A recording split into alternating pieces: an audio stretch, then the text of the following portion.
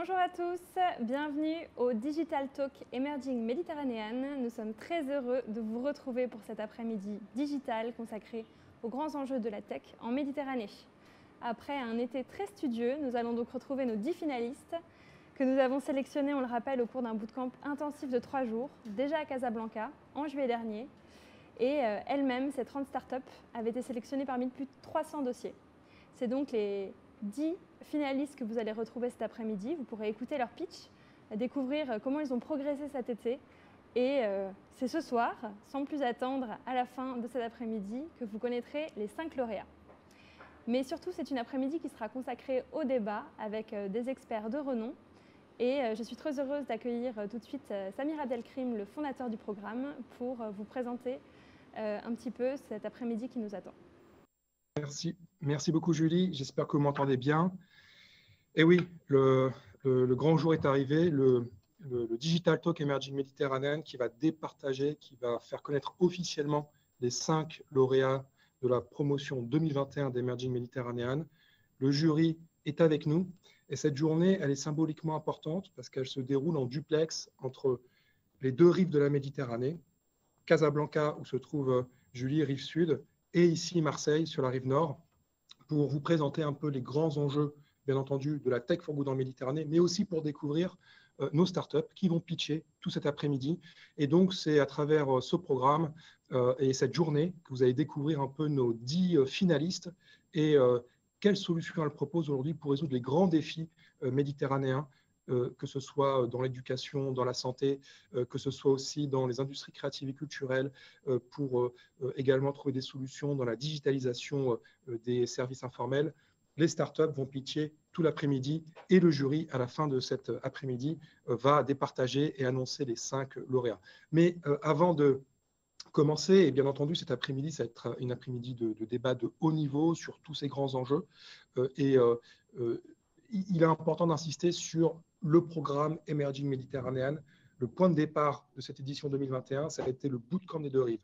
Pendant 3 jours, on a accéléré à l'issue de cet appel à candidature que tu as mentionné, Julie. Pendant 3 jours, on a accéléré intensément 30 startups à travers ce bootcamp des 2 rives, des masterclass, des formations, des keynotes de très haut niveau ont été distribuées, ont été données par une quinzaine de mentors de tout horizon, originaires de tout le bassin méditerranéen. Et ce n'était pas fini.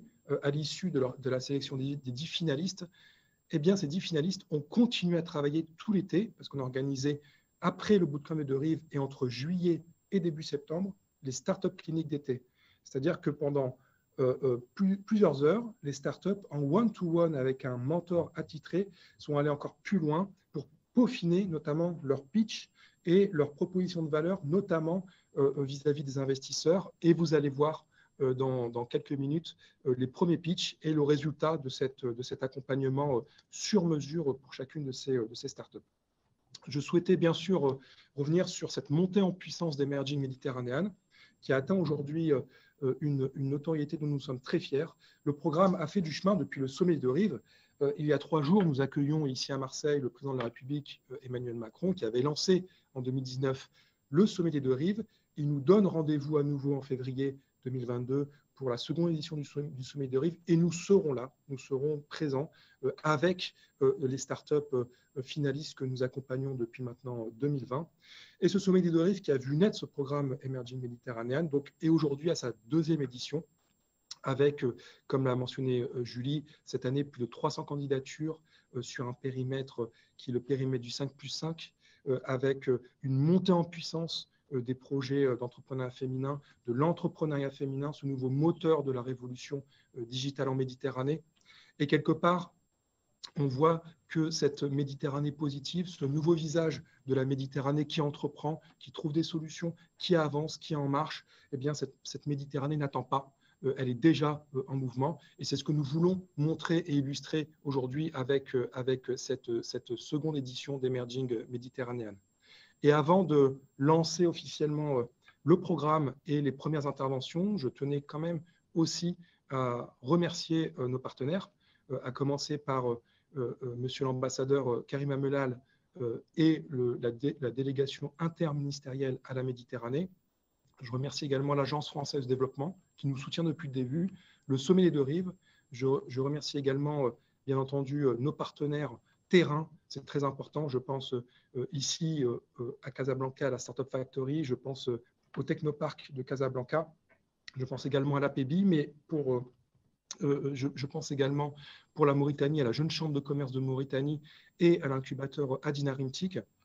Je remercie également la Confédération algérienne du patronat citoyen pour l'Algérie. Je remercie Smart Tunisia, Connectinov et Expertise France pour la Tunisie. Et je remercie bien entendu aussi Expertise France pour la Libye, ainsi que l'Agence universitaire de la francophonie. Je remercie également le Social Inclusive Business Camp, qui va être le programme qui va accueillir les 5 lauréats. Et nous les réunirons tous à Marseille, fin décembre, pour Emerging Valley 2021, les 13 et 14 décembre, au Palais du Pharo. Je remercie également, pour finir, nos partenaires du territoire Aix-Marseille-Provence, à commencer par la métropole Aix-Marseille-Provence, le conseil départemental des Bouches-du-Rhône, la ville de Marseille et l'établissement public Euroméditerranée qui nous accompagne aussi sur cette belle aventure. Et avant de maintenant passer aux choses sérieuses, de rentrer dans le dur, d'écouter les startups, d'écouter leur pitch, de les découvrir et de les encourager, je vais maintenant vous demander d'accueillir Monsieur l'ambassadeur Karim Amelal, ambassadeur délégué interministériel à la Méditerranée, qui va ouvrir officiellement cette séquence. Monsieur l'ambassadeur, on va passer maintenant votre message. Bonjour à tous, un grand merci mon cher Samir de m'avoir à nouveau invité pour ce Digital Talk Emerging Mediterranean qui vient en quelque sorte couronner tout le travail formidable que vous avez avec tous ceux qui sont présents et qui prendront la parole aujourd'hui, accompli depuis le lancement de l'appel à projet en début d'année. Je voudrais donc vous adresser toutes mes félicitations les plus sincères, aussi bien à toi, Samir, qu'aux équipes d'Emerging Mediterranean, qu'aux équipes des startups, aux 10 startups qui sont arrivées jusqu'ici et qui ont eu l'opportunité de suivre le bootcamp début juillet, puis le programme de coaching que vous avez proposé cet été.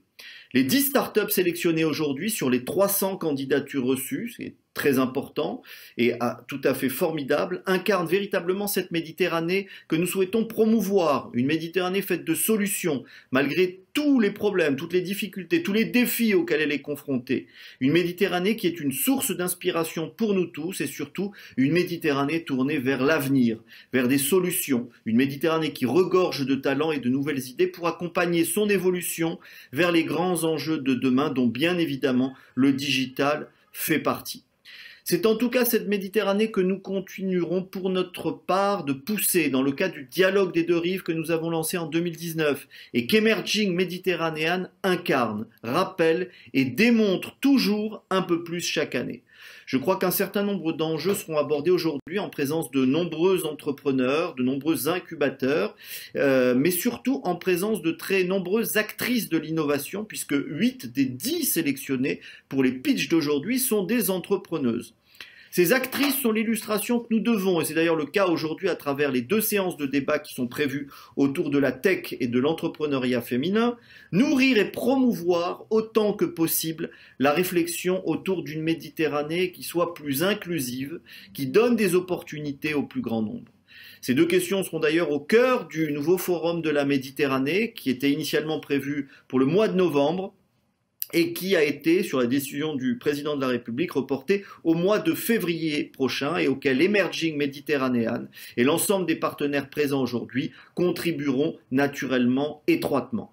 Il ne me reste plus qu'à vous souhaiter à tous de bons échanges et surtout une très bonne chance à l'ensemble des startups qui pitcheront aujourd'hui. À bientôt. Merci Monsieur l'ambassadeur pour ce message d'encouragement. Donc vous l'avez vu, le prochain rendez-vous, ce sera février 2022 à Marseille pour le seconde édition du Sommet de Rive et nous serons là. Nous animerons le volet innovation, tech, start-up en présence des sociétés civiles avec le président Emmanuel Macron. Et bien entendu, tout l'écosystème sera là également pour participer à cette grande célébration de l'innovation positive en Méditerranée. Et je vais maintenant très rapidement présenter et remercier les 5 membres du jury, à commencer par Rim Jarou.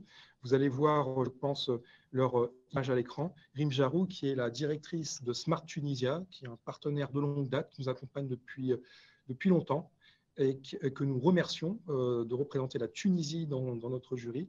Je remercie également Mayam Khan, qui est la secrétaire générale de l'ANRSI, l'Agence nationale pour la recherche et l'innovation scientifique, et qui est également la cofondatrice d'Anina Rimtik en Mauritanie. Merci beaucoup, Marianne, d'être avec nous. Je remercie également Souhail Guessoum, qui est le vice-président de la CAPC Algérie et qui représente l'Algérie dans notre jury, que je remercie. Je remercie et j'accueille également Mounia Atiga, qui est la fondatrice de Gemstones en Libye et qui nous fait la joie de faire partie de notre jury. Je remercie enfin Lamia Ben Mahlouf pour la seconde année consécutive qui nous accompagne et qui est la directrice générale du Technopark et du Moroccan Information Technopark Company, que bien entendu vous connaissez tous à Casablanca, mais qui est présent un peu partout au Maroc avec différents lieux et qui nous honore encore cette année et que nous remercions de sa présence en tant que membre du jury. Et sans plus tarder, je vais passer la parole à Julie qui va vous présenter rapidement les 10 startups finalistes juste avant de leur donner la parole à ces startups qui vont pitcher. Mais je rappelle que les membres du jury qui sont là connectés, qui vont écouter les pitchs, qui vont délibérer, prendront la parole à la fin de cette journée à 18h heure française pour faire connaître le résultat final. Et avant la prise de parole du jury, je vous ai parlé un peu plus tôt du bootcamp des Deux Rives, eh bien, nous ferons un retour d'expérience avec des mentors qui ont participé à ces sessions, qui vont faire un retour d'expérience, notamment parmi ceux qui ont été les plus engagés. Et nous passerons un best-of inédit qui revient vraiment dans le détail, mais également avec des visuels et des moments inédits, exclusifs, qui revient un peu sur les meilleurs moments de ce qu'a été le bootcamp des Deux Rives pendant ces 3 jours. Donc, nous allons passer ça juste avant de rejoindre le jury, donc à 18h. Mais tout de suite, je reviens vers toi, Julie, pour que tu nous présentes les 10 startups qui sont aujourd'hui en train de candidater. À toi, Julie. Vous avez donc maintenant le programme. Vous savez exactement ce qui nous attend pour cette super après-midi consacrée à la tech en Méditerranée. Sans plus attendre, voilà le profil des stars de la journée, les startups. Comme on vous l'a dit, elles ont répété, révisé, préparé, sué sur leur pitch tout l'été. Donc on espère que vous allez les trouver inspirants, autant qu'en tout cas on les a trouvés. Comme vous le savez, le programme couvre 5 pays. On a donc 2 finalistes. Ce soir, on aura 5 lauréats pour chaque pays. Donc on commence par la Mauritanie avec Silati El Hadrami qui porte la start-up Doctorim. On a également Mama Diagana qui elle est fondatrice de la start-up Néotique. Côté Maroc, on a Safae Bourlaba qui représente Birite et Mariem Fagraoui qui représente Neoli. Ensuite, on va partir côté Algérie avec encore une fois 2 start-upeuses, Amira Irmal pour Mehanroula et Ferial Tounsi pour Shedio. Ensuite, on arrive en Tunisie avec Sabrine Ibrahim côté Envast et Saoussen Ayari pour iDiagnosis Vision. Et enfin, on terminera avec la Libye avec Aladdin Elsguer pour la startup Dawlat et Amira Khalifa Hussein pour la startup Wadefa. Donc voilà, vous avez le programme, vous connaissez le profil de nos 10 startups, les 10 finalistes. Ce soir, il n'y en aura plus que 5, les 5 lauréats. Et donc, sans plus attendre, je vais lancer la première session de pitch qui est consacrée à l'EduTech et à la culture 2.0. Vous allez donc découvrir les 5 pitchs des startups Envast pour la Tunisie, Dawlat pour la Libye, Shedio pour l'Algérie et Neoli pour le Maroc. C'est parti!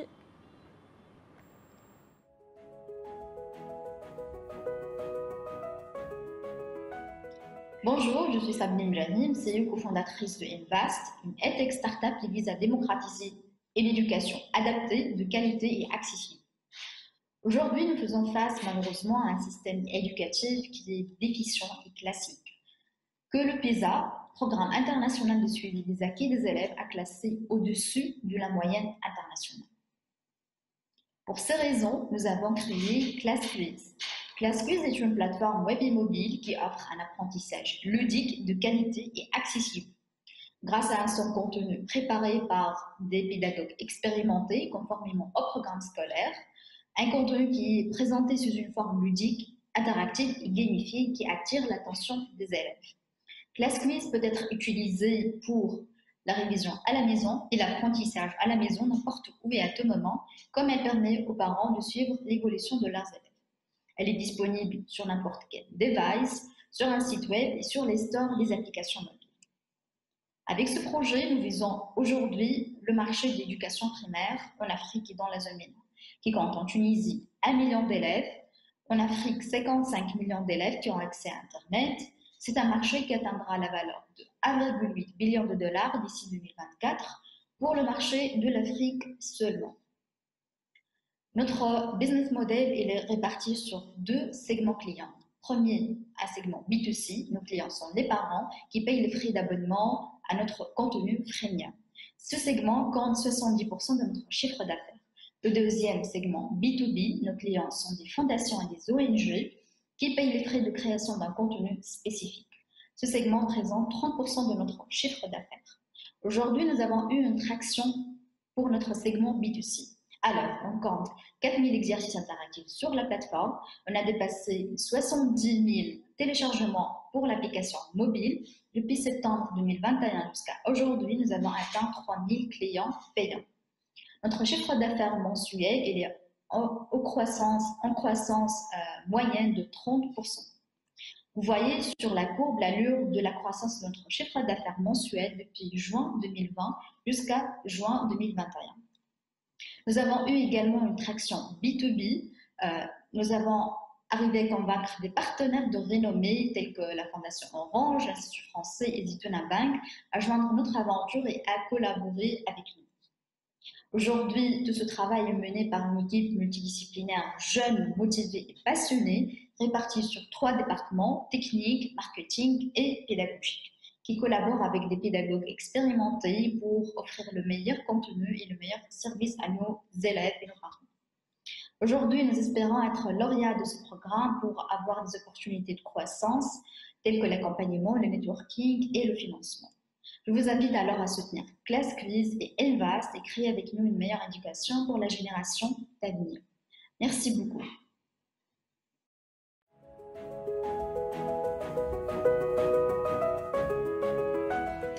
Hello, my name is Aladdin. I am the CEO and co-founder of Dawad.com.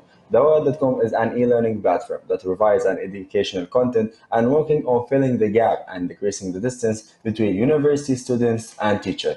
According to the World Bank Group, there's more than 150,000 graduated and employed students with an employment rate in Libya with 18.6%. Muhammad Awadwan are an example of these students. They're facing many problems, including there aren't many expert teachers in the public universities because there is only one expert per 800 students, which makes them difficult to access because 80% or 85% of expert teachers are based in the capital, Tripoli, which makes them also expensive, where a student buys around $100 to $250 per course or semester. And here where Dawad.com comes, where we provide inclusive and high quality content from expert teachers with an easy to access way and less expensive prices. The process of using the platform is really easy. The teacher applies for the platform. 80 teachers apply during the past 6 months. When the teacher gets accepted, teachers can add their courses. After the course content get approved from our experts, parents and students can get benefit from the course. According to the Student Association in Libya, there is more than 230,000 high school and university students. We are targeting 15% of this marketing presented in 35,000 students. We are really different from our competitors because we have a better technology, and also teachers prefer us because we have the best technology, or let's say one of the best technology. We have the screen record band and the screenshots band features in our platform, so we can protect our teachers' content. And also we have a faster scale because teachers from around the globe can add their courses. We are going to the market through online, through all social media platforms, and offline through events. The platform now works in 10 countries around the globe, presented in 3 continents, with more than 160,000 followers on all social media platforms. During the past 12 months, we had more than 160,000 visitors, 4,500 students, and $5,000 revenue. We also won the first position in Libya in the best mobile app competition in Libya, and being chosen one of the best 10 startups in Libya by Expertise French. In 2021, in 2022, we are planning to get 15% of the Libyan market, and in 2023, we are going to start the international expansion into countries. Our goal is basically to use tech for education in Africa, and with our great team effort and with our great team experts in the field, we are gonna succeed in this goal. And because of our great team effort, our platform student, Muhammad Ardoan, won the 3rd position in Libya on high school student. In the end, let me tell you that you choosing Dawaad.com will help us to train Muhammad Ardoan and hundreds of thousands of students around Africa. And thanks.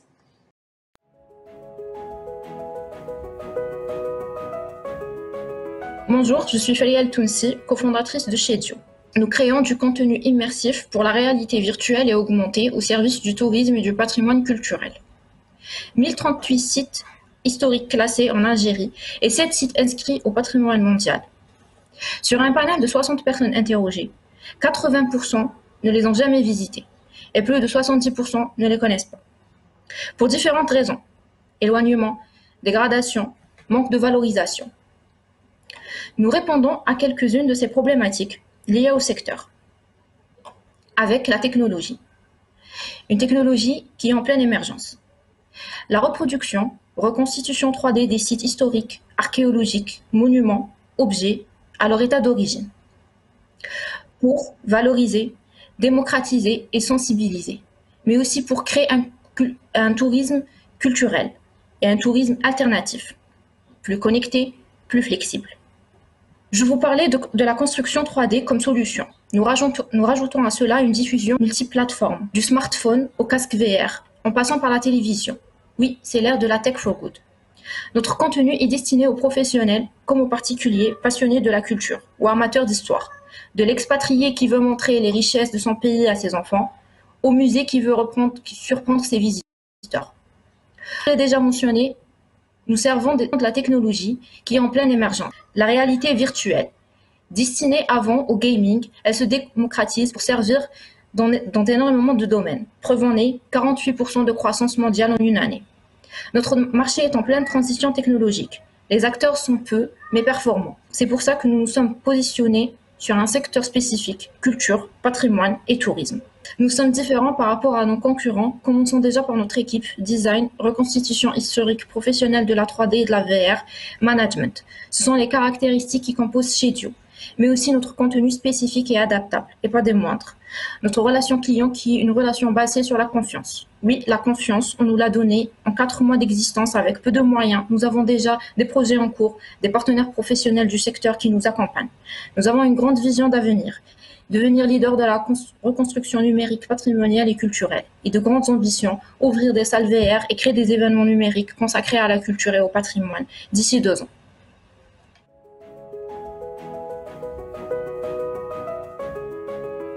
Bonjour. Savez-vous que 80 milliards de dirhams est le chiffre d'affaires réalisé par le secteur d'artisanat au Maroc, qui compte 1,5 million d'artisans, et que 96% de ce chiffre d'affaires est réalisé par les monos artisans.